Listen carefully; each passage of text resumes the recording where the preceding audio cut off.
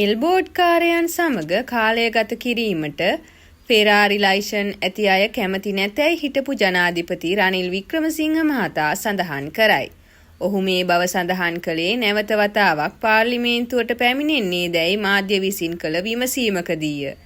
එල්බෝඩ් පාර්ලිමේන්තුවේ මන්ත්‍රීවරයෙකු වීමට කිසිම අදහසක් තමාට නැති බවද පැවසු ඔහු ඒ බව එක්සත් ජාතික පක්ෂ කෘත්‍යාධිකාරී මණ්ඩලයට දැනුම් දුන් බවද පැවසුවේය. ඔහු මේ බව කියා සිටියේ කොළඹදී මාධ්‍යවේදීන් කළ විමසීමකට ප්‍රතිචාර දක්වමිනි.